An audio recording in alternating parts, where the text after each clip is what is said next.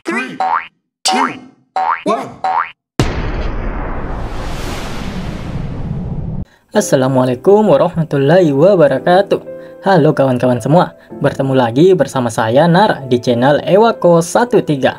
Apa kabar kalian semua? Dimanapun kalian berada, Nara doakan semoga kita semua dalam keadaan yang baik-baik saja. Baiklah kawan-kawan, tanpa berlama-lama lagi, mari kita lanjutkan ceritanya.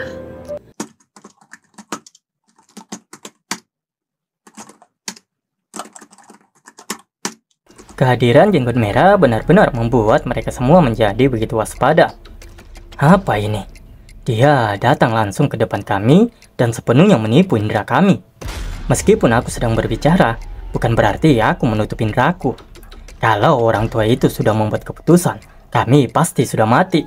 Gumam Hu Giong yang sebenarnya begitu ketakutan, namun tetap mencoba tenang. Hei, apa yang kulakukan di sini orang tua? Tanya Hu Giong. Hohoho, junior yang sangat kasar. Kurasa aku yang bertanya lebih dulu. Tapi kurasa aku bertanya sesuatu yang tidak berguna. Hahaha. Maksudku ada kepala pelontos tepat di depanku. Ucap si jenggot merah yang sempat-sempatnya membuli para biksu junior kuil Shaolin. Akan tetapi biksu itu tidaklah bodoh. Salah satu dari mereka dengan cepat menyadari siapa sebenarnya orang yang ada di hadapan mereka saat ini. Hanya kultus iblis yang akan mencoba mengganggu pertemuan kita. Hentikan mereka! Perintah biksu junior itu dan para biksu-biksu lainnya dengan cepat maju menyerang.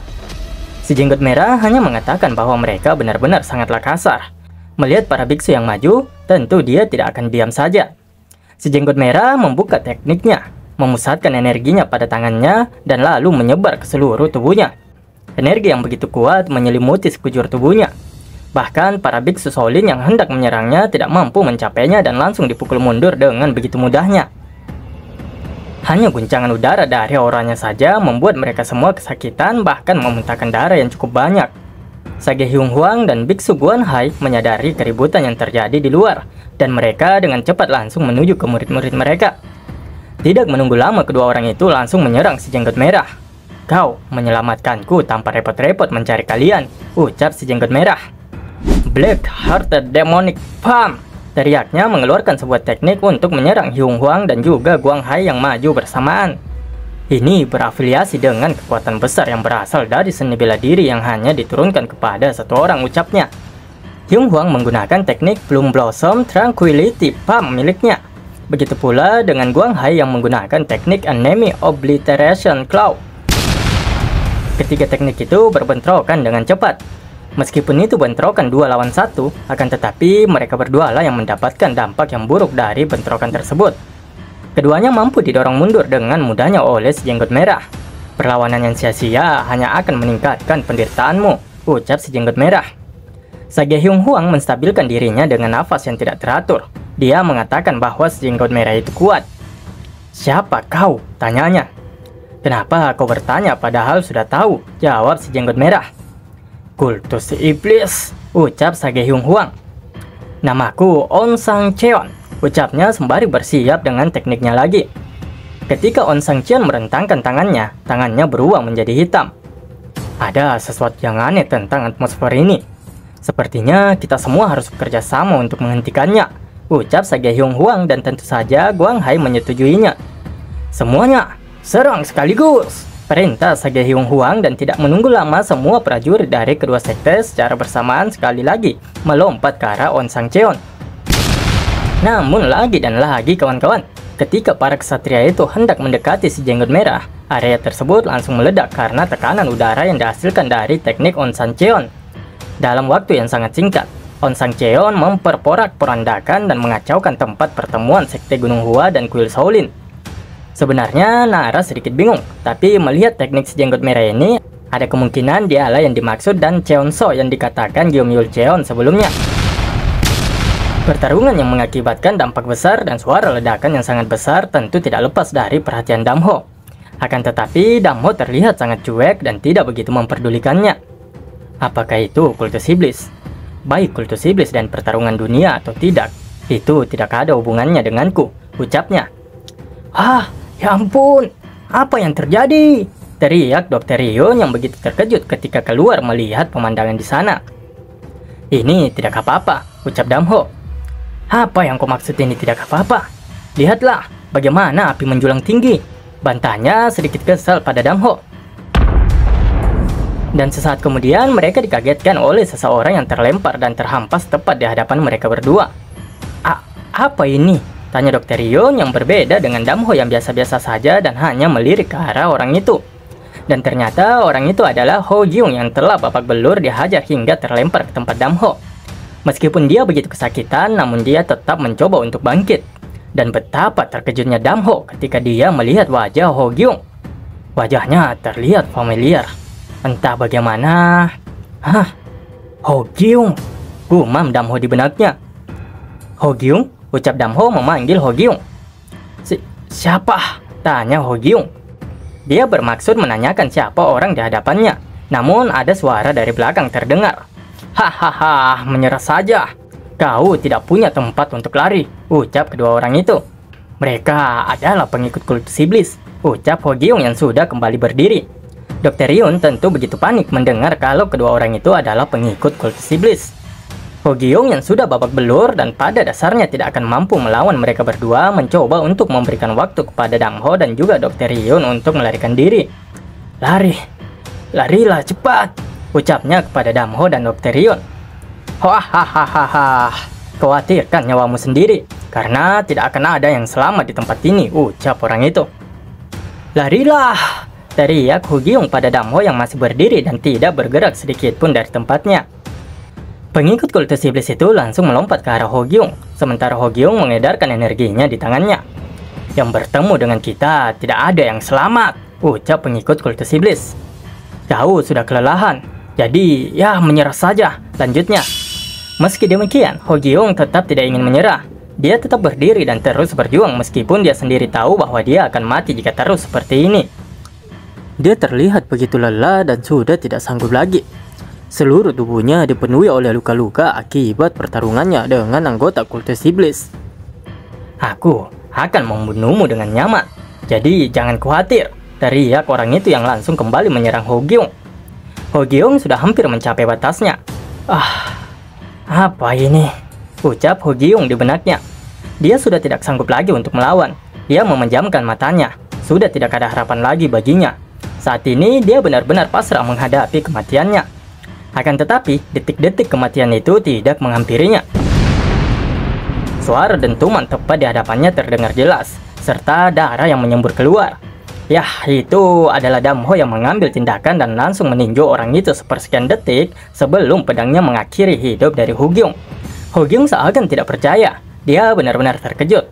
Bukan karena dia lolos dari kematian, akan tetapi dia diselamatkan oleh Damho yang mengambil tindakan untuk menyelamatkannya. Padahal dia sendiri tidak tahu siapa orang itu. Ya, Ho Gyung di sini belum menyadari bahwa itu adalah teman masa kecilnya di Gunung Hua. Pria ini, ucap pengikut kultus iblis satunya yang tidak tinggal diam dan langsung menerjang Damho dari arah belakang. Damho mengepalkan tinjunya dengan begitu kuat. Tinju Damho mendarat di perut orang itu. Tentu saja darah menyembur keluar dari tubuhnya. Tidak butuh waktu yang lama bagi Damho untuk membunuh kedua orang tersebut. Bahkan dia hanya membutuhkan 2 tinju untuk 2 nyawa pengikut kultus iblis itu. Aku tidak percaya. Keterampilan seni bela diri prajurit kultus iblis benar-benar hebat. Sebagai murid kelas 1 dari sekte Gunung Hua, bahkan aku tidak sanggup melawannya. Tapi gumamnya yang masih larut dalam keterkejutannya sembari terus memperhatikan Damho. Dia terus memperhatikan Damho yang berjalan menuju Dr. Ryun. Seorang seniman bela diri, gumamnya, dan sesaat kemudian dia teringat sesuatu. Dia teringat seorang anak kecil di Gunung Hua belasan tahun yang lalu. Cheong Gyung, gumam Ho Gyung. Bisa jadi itu Cheong Gyung, panggil Ho Gyung yang berusaha berdiri dengan sisa-sisa tenaganya. Ho Gyung, balas Damho yang berbalik menyebut Ho Gyung. Itu benar-benar kau. Kau benar-benar Damho. Bagaimana kau bisa sampai di sini? Tanya Ho Gyung. Bukannya menjawab pertanyaan Ho Gyung, Damho malah balik bertanya. Apa yang membawamu sampai ke sini? Gunung Hua, seharusnya jauh dari sini, tanya Damho. Aku mengikuti Master. Dan kemudian... Master dalam bahaya. Cheong Gyung, Tolong selamatkan Master. Master dalam bahaya. Pinta Hu Giong yang sudah begitu lemas dan akhirnya dia tumbang tak sadarkan diri. Melihat kondisi dari Hu Giong tentu membuat Dr. Hyun tidak akan tinggal diam saja. Jiwa dokternya membara dan dengan cepat mengambil tindakan untuk menyelamatkan Hu Giong. Aku harus cepat dan lakukan pertolongan pertama, ucapnya dengan tergesa-gesa.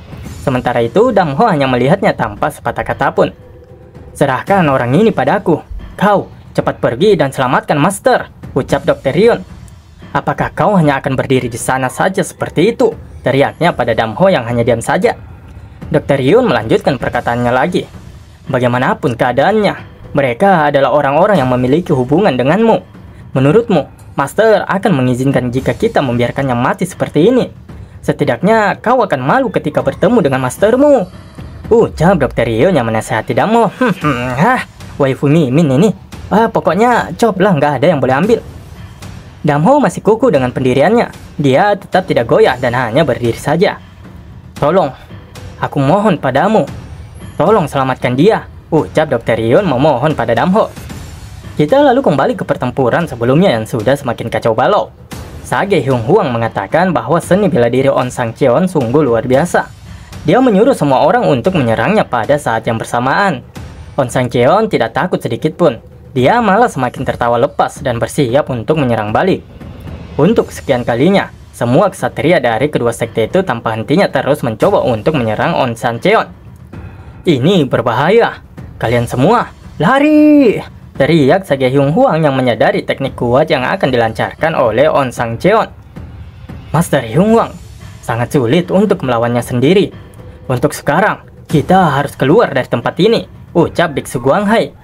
Akan tetapi, tentu saja itu sudah terlambat. On Sang Cheon sudah telah siap dengan tekniknya.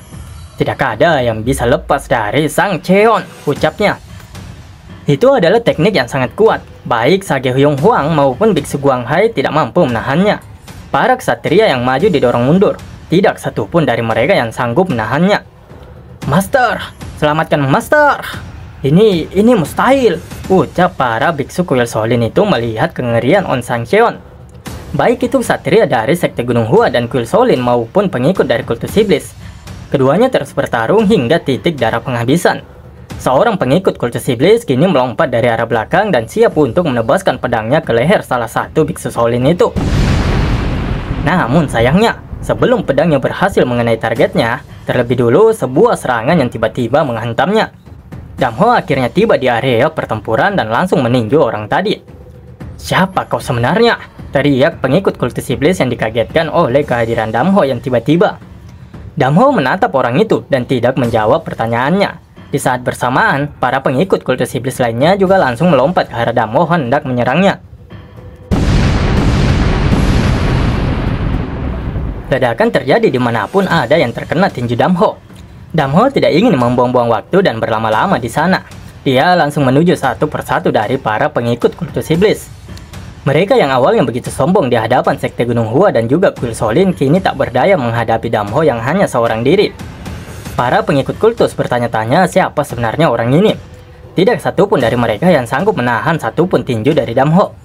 Tidak hanya mereka, para murid dari sekte Gunung Hua dan juga kuil Solin terpelongo melihat kengerian Dam Ho. Di dunia ini terdapat banyak prajurit yang jumlahnya tak terhitung, karena pertarungan merupakan kejadian yang terjadi sehari-hari. Banyak dari mereka telah menderita cedera fatal, bahkan terdapat prajurit satu tangan dan prajurit kaki lumpuh. Akan tetapi, tidak ada yang bisa menandingi statistik dan kemampuan dari Fish Demon. Sage Hyung Hwang, Biksu Guanghai, juga On Sang Cheon menatap heran dan ngeri ke arah Dam Ho. On Sang Cheon tepat berada di hadapan Dam Ho. Dia mengedarkan ki-nya di tangannya. Tentu dia akan bersiap jika saja Dam Ho langsung menyerangnya. Siapa kau? Tanya On Sang Cheon. Dam Ho tidak menjawabnya. Dia menghentakkan kakinya dengan kuat ke tanah dan langsung menerjang On Sang Cheon dengan tinjunya. Tentu On Sang Cheon masih mampu untuk menangkis tinju Dam Ho. Bagaimanapun dia bukanlah prajurit biasa dari kultus iblis. Meski demikian, tinju yang begitu kuat dari Dam Ho mampu melemparkannya ke belakang meski dia sempat untuk menangkisnya. On Sang Cheon yang terdorong ke belakang dengan cepat memaksakan dirinya untuk menstabilkan tubuhnya. Sebuah serangan mendadak. Aku akan mendapatkan masalah jika tidak menggunakan teknik Black Hearted Demon untuk melindungi diriku sendiri, gumam On Sang Cheon. Kau, ucapnya dengan marah karena telah dipukul mundur oleh Damho. Sementara itu, prajurit lainnya kini terfokus pada kedua orang ini. Walaupun hanya seorang diri, On Sancheon adalah orang yang bisa membuat kami kewalahan. Tidak bisa dibayangkan bahwa dia dikalahkan hanya dengan satu serangan dari orang ini. Gumam Sage Hyung Hwang dan juga Biksu Guanghai. On Sancheon lalu bangkit kembali. Dia bersiap menggunakan tekniknya untuk menyerang Damho lagi. Kau pikir seranganmu akan mengenaiku lagi, ucapnya. On Sancheon melepaskan kabut hitam yang bisa menembus surga. Itu merupakan teknik terkuat Black Hearted Demon. Teknik kuat itu diarahkan langsung menuju Damho. Di waktu yang bersamaan, tubuh Damho mulai menjadi kabur. Damho menyebarkan pelindungnya. Dengan begitu, serangan dari On Sancheon tentu tidak bisa menembus pertahanan milik Damho. Sialan, ucap On Sancheon yang mulai panik melihat Damho mampu menahan serangannya yang merupakan teknik terkuat Black Hearted Demonic. Dan seketika Damho muncul dari dalam kabut. Tangannya menjulur menuju On Sancheon. Damho langsung meraih dan mencengkram baju On Sancheon. Minggir, teriak On Sancheon. Jangan melawan, kau tidak akan bisa kemana-mana, ucap Damho. Damho membanting On Sancheon ke tanah. Itu adalah teknik Earth Heaven Strike. Seperti yang dikatakan oleh Damho, On Sancheon tidak berdaya dan dihempaskan dengan begitu kuatnya oleh Damho. Kau siapa? Tanya On Sancheon yang mencoba untuk bangkit lagi. Sage Hyung Hwang yang sedari tadi memperhatikan pertarungan Damho dengan On Sancheon lalu tersadar akan sesuatu. Orang pincang. Kau, Jeon Gyung, ucap Sage Hyung Hwang. Damho tidak meresponnya dan hanya diam. Jeon Gyung, panggil Sage Hyung Hwang sekali lagi. Damho masih diam, namun kali ini dia menoleh dan menatap tajam ke arah Sage Hyung Hwang. Damho, bagaimana bisa kau melihatku dengan tatapan dingin seperti itu? Ucap Sage Hyung Hwang yang terlihat ketakutan. Fist Demon, aku sangat menyadari ketenaranmu. Tapi seperti kebanyakan rumor yang ada di Murim, aku pikir rumor tentangmu juga hanya dilebih-lebihkan. Utusan pedang iblis memperingatkanku tentangmu, dan tampaknya dia memang benar melakukannya, ucap On Sancheon. Utusan pedang iblis, balas Damho. On Sancheon sejenak langsung terdiam. Dia telah keceplosan mengucapkan nama tersebut. Itu adalah nama yang tidak boleh diucapkan. Fakta bahwa dia memiliki hubungan dengan utusan pedang iblis merupakan rahasia besar. Apakah kau memiliki hubungan dengan utusan pedang iblis? Tanya Damho yang saat ini menjadi begitu marah. Jika kawan-kawan lupa, utusan pedang iblis adalah salah satu dari sedikit orang yang selamat dari serangan Damho. Mungkin itu juga alasan mengapa Damho menjadi begitu marah. Karena waktu itu dia ditinggal pergi di tengah-tengah pertarungan. Hubungan dengan utusan pedang iblis harusnya jangan pernah untuk diungkapkan.